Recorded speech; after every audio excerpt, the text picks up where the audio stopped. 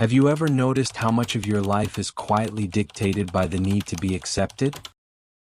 It begins almost imperceptibly, a forced laugh at a joke that isn't funny, an opinion swallowed to avoid conflict, a sorry, offered not because you're wrong but because you fear rejection. Gradually, your entire existence can be shaped by an insatiable hunger, the hunger to please. At first glance, it seems harmless, even virtuous. After all, isn't kindness admirable? Isn't flexibility a sign of maturity in relationships? But here lies the paradox. The more you bend yourself to be loved, the less of yourself remains to truly love. The gesture meant to bring you closer slowly begins to erase you. Carl Gustav Jung observed that everything we try to hide, our anger, selfishness, contradictions, does not disappear. It simply retreats into the shadows of the psyche, silently continuing to influence us. Living solely to please others is to wear a polished mask for the world while exiling the most authentic parts of yourself. People know the acceptable version of you, but the real you is gradually buried, forgotten, until it becomes a stranger within your own being. The danger of this isn't just psychological, it's existential. When approval becomes the air you breathe, rejection becomes suffocating. Every silence, every sideways glance, every unmet expectation turns into a wound. The world becomes a stage and you an actor trapped in a role, eternally chasing applause. But what happens when the applause never comes? Or worse, when it comes but not for you, for the character you invented just to survive? This is the paradox of people-pleasing. The more you strive to win others over, the farther you drift from yourself. Yes, perhaps they admire your politeness, your docility, your willingness to always say yes. But deep down they never truly know who you are. They fall for a mask, not your essence. And you know it. That's why satisfaction never lasts. Because the only approval you never won was your own. Modern culture only intensifies this labyrinth. From childhood, we are trained to be rewarded for obedience. The quiet child is praised as good, while the questioner is labeled difficult. At school, we're molded to fit into boxes. At work, we're expected to smile at the client even as we crumble inside. On social media, every word, every image is calibrated to earn likes and digital hearts. Everywhere the world teaches the same lesson. Don't be too much yourself or risk being unloved. But here lies the brutal truth in Jung's thought.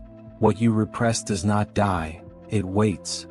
Every time you stifle your anger to avoid conflict, every time you silence your needs to appear easygoing, every time you pretend to agree when you actually disagree, you feed your shadow. The shadow isn't evil in itself. It is simply the collection of everything you refuse to acknowledge. But the more it is ignored, the more fiercely it demands attention. This is why the chronic pleaser often explodes into fits of rage, crippling anxiety, or deep depression. Years spent cultivating an image of generosity and altruism conceal a secret emptiness, resentment, and invisibility. They smile while bleeding inside. They toss coins of kindness into a bottomless well, hoping for love and belonging in return, but the well never fills. The cruelty of this cycle is that it springs from something profoundly human, the desire to belong. We are social creatures shaped by the need for connection. For our ancestors, being excluded from the group meant death. Pleasing others was, for millennia, a survival strategy. But what once ensured life now erodes identity. The question then isn't whether we should care about others. Of course we should.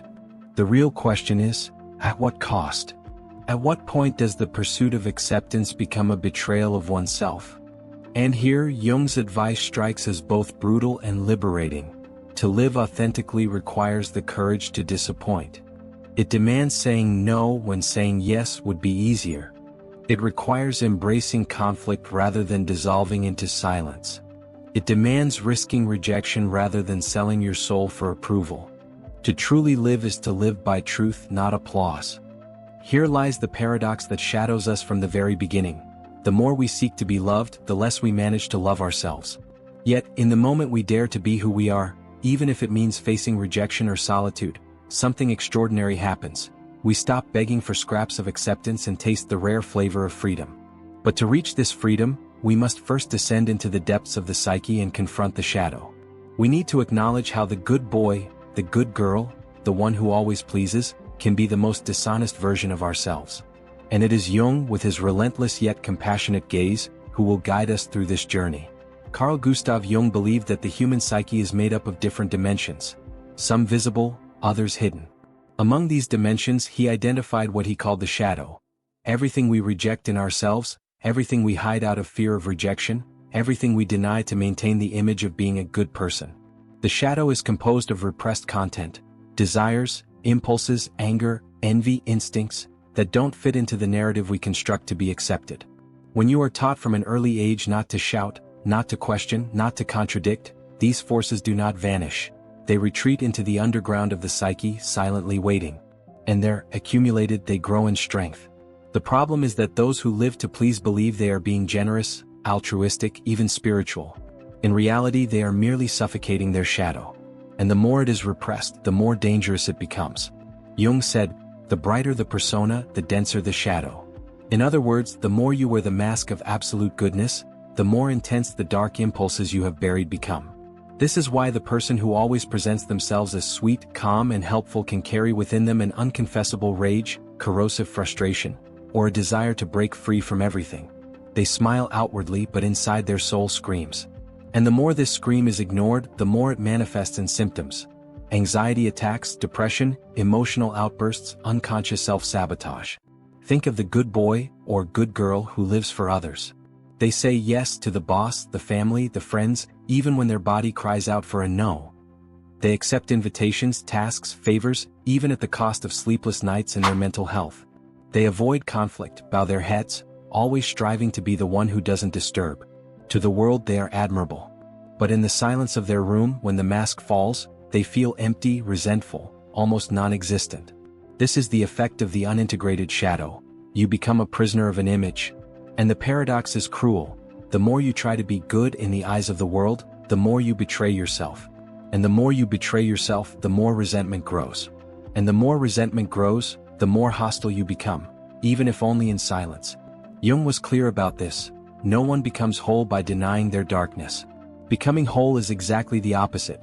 It is recognizing the shadow, accepting that within you there are contradictions, selfishness, violent instincts, desires that don't fit the social mask. Not to give in to them, but so that you are not controlled by what you pretend doesn't exist. He said, "We do not become enlightened by imagining figures of light, but by making the darkness conscious." True maturity is not about always being good, but about enduring your own ambivalence. It is knowing that you can love and hate, care and hurt, help and deny, and that all of this is part of being human. When you try to live solely to please, you are not truly being good, you are amputating half of your soul. And like any mutilated body, this absence comes at a price.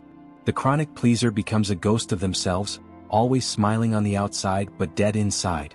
And perhaps the most brutal truth in Jung's diagnosis is realizing that goodness, when used as a mask, is nothing more than cowardice in disguise. It is fear of rejection dressed up as virtue. It is fear of conflict masquerading as generosity. It is the refusal to be whole, choosing instead to be merely agreeable. But to be whole, Jung said, is the true work of life. It is the process he called individuation, the courage to gather all parts of oneself, light and shadow, accepting that true goodness does not come from denying evil, but from consciously coexisting with it. At its core, the good boy is not truly good. He is simply someone who is afraid. And as long as fear outweighs authenticity, the shadow will continue to silently govern his life. Living to please may seem, on the surface, like an act of love. But in the silent depths of the psyche, this habit exacts a heavy, and almost always invisible, toll. Those who get used to saying yes to everyone else without ever saying yes to themselves, end up paying with their mental, emotional, and even physical health. The first price is anxiety. The chronic pleaser lives in a state of constant vigilance, acutely aware of how others perceive them, measuring every word, every gesture, fearful of offending, displeasing, or being misunderstood. Their mind functions like a hyperactive radar, picking up the slightest signals of disapproval. A sideways glance, an unanswered message, a veiled critique, all become threats. Life, in this mode, ceases to be lived spontaneously, it becomes a battlefield for acceptance. The second price is resentment.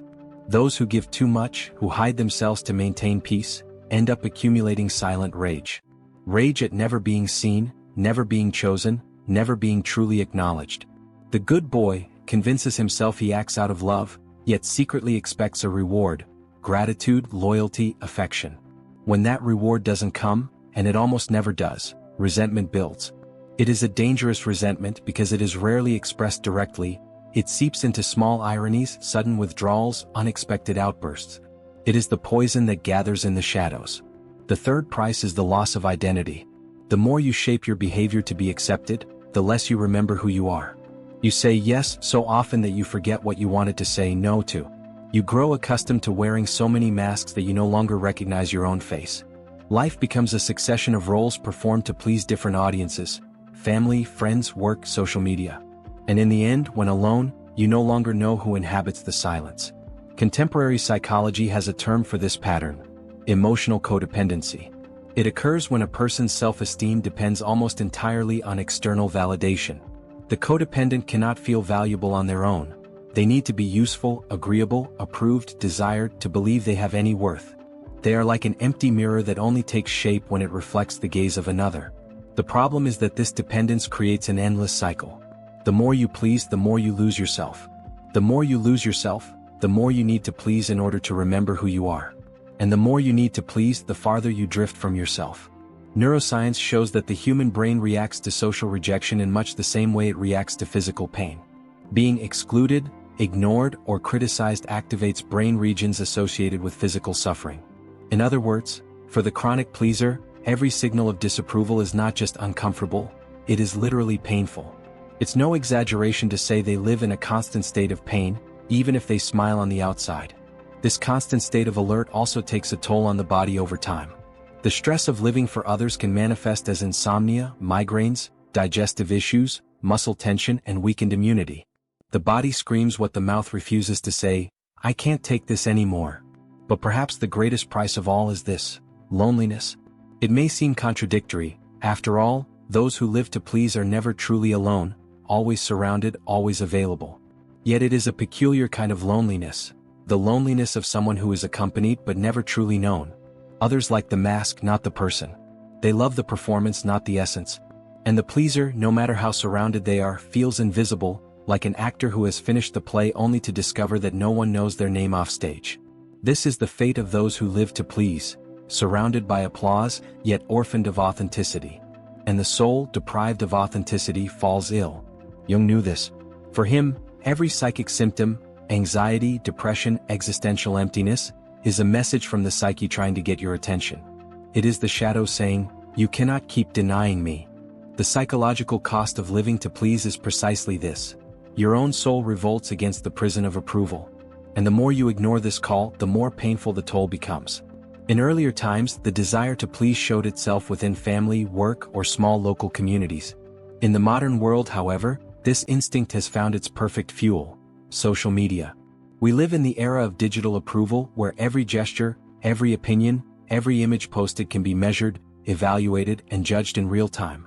Likes, hearts, shares, views, metrics that have turned an ancestral need for belonging into a global obsession. Never before have we had so many tools to seek validation, and never have we been so hungry for it. It's ironic. Social media promised connection, but what emerged was a silent cult of performance.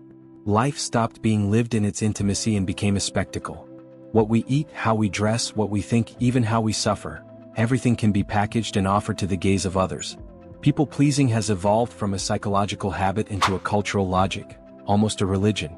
In this modern temple, the pleaser finds the perfect trap. With every post, they adjust their image to maximize applause. With every comment, they measure their words to avoid being misunderstood. With every critique, it feels as if the ground is opening beneath their feet. The logic of approval infiltrates everything. At work, it is not enough to be competent. You must be charismatic, always available, constantly enthusiastic. In relationships, it is not enough to love. You must display love, turn intimacy into a spectacle. Even leisure becomes a product. Trips, gatherings, reading, all carefully documented to reinforce the narrative of a life worthy of envy. And the more life becomes a showcase, the harder it is to distinguish who we are from what we present ourselves to be. The persona, a concept so central to Jung, has never been more dominant than now. The persona is the social mask we wear to adapt to the world. It is necessary, of course, but the danger arises when we forget it is only a mask. On social media, the persona is no longer just a tool, it becomes the primary identity. Pleasing others becomes not just a behavior but a profession of faith. And the effect of this is devastating. First, because the more we strive to appear perfect, the more we feel the gap between image and reality. This gap breeds anxiety, insecurity, a constant sense of imposture. Second, because the more we rely on external validation, the more fragile we become in the face of rejection. A single negative comment can weigh more than 100 compliments.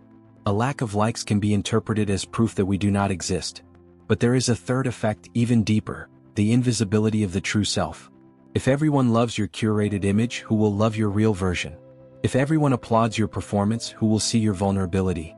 The more you are applauded, the more the silent suspicion grows that it isn't you who is being loved, but the persona you invented to survive. Here, the modern cult of approval shows its cruelest face. It offers an ocean of attention, yet not a single drop of intimacy. You can be followed by thousands, admired by crowds, and still go to bed with the feeling of being utterly alone. Zygmunt Bauman, the sociologist who diagnosed liquid modernity, argued that our relationships have become fragile and disposable. In the same spirit, we can say that our identity, shaped by the digital gaze, has also become liquid. Always adaptable, always adjustable, always willing to dissolve to fit the mold of others' approval. And the more liquid we become, the less solid ground we have to exist on. In this scenario, people-pleasing is no longer merely an individual issue. It is a collective symptom. We live in a culture where being authentic risks exclusion, and being false is rewarded with likes. At its core, the question that echoes is brutal. To what extent are we still the owners of ourselves, and to what extent have we already become avatars trained to please? But it is precisely at this point of emptiness that Jung's guidance shines again, harsh, almost cruel, yet liberating. Because when everything around us pressures us to please, the only way out is the radical act of individuation, choosing to be whole, even if it costs the disapproval of the entire world. There comes a moment when life demands a decision: continue existing as a reflection of others or finally take responsibility for being yourself. This is where Jung confronts us with his harshest, and simultaneously most freeing, truth. For him, the destiny of every human being is not to live to please, but to undergo the process of individuation, to become whole, to unite light and shadow, to accept contradictions and bear the weight of one's own truth. There is no shortcut on this path. There is no way to be authentic without disappointing, without unsettling, without provoking discomfort. Authenticity comes at a price, and that price is rejection. Jung's brutal advice is simple yet devastating. You must have the courage not to please. You must endure the disapproving gaze. You must endure the silence of those who walk away. You must endure the loneliness that often accompanies truth. But alongside this solitude, something arises that no applause can buy: freedom. Freedom to say no without fear. Freedom to own your anger, your sadness, your imperfections without hiding them. Freedom to be loved or hated for who you truly are, not for the role you play. Jung saw life as a process of integration. He did not ask you to eliminate your shadow but to acknowledge it, make it conscious, accept it as part of your humanity. Only when you integrate what you deny in yourself do you become whole. Only when you embrace your complexity do you truly begin to live. And here lies the irony: what you fear most, being rejected for showing who you are, is also your only chance to form authentic connections. Because when you show yourself without masks, those who stay by your side are not there for your performance, but for your truth. And this kind of bond cannot be bought with agreeableness. It can only be born from the courage to be whole. At its core, the question is this: would you rather be loved for who you are not, or hated for who you truly are? Perhaps this is Jung's most uncomfortable and most necessary lesson. Life does not ask us to be agreeable, it asks us to be whole. And to be whole is to accept that within us there is light and darkness, courage and fear, generosity and selfishness. It is to refuse to amputate parts of yourself to fit the expectations of others. Approval can bring comfort, but only authenticity can bring meaning. In the end, it is not in the love we beg for from the outside, but in the reconciliation with ourselves, that we finally discover what it means to exist. Perhaps true freedom begins with this brutal act, stopping the effort to please. And if anyone asks why, simply answer: because living to please is dying in silence. And I chose to live. If this video made you pause for a moment, Perhaps it is because a part of you needed to hear this. Subscribe to the channel and continue with me on this journey through the contradictions that make us human.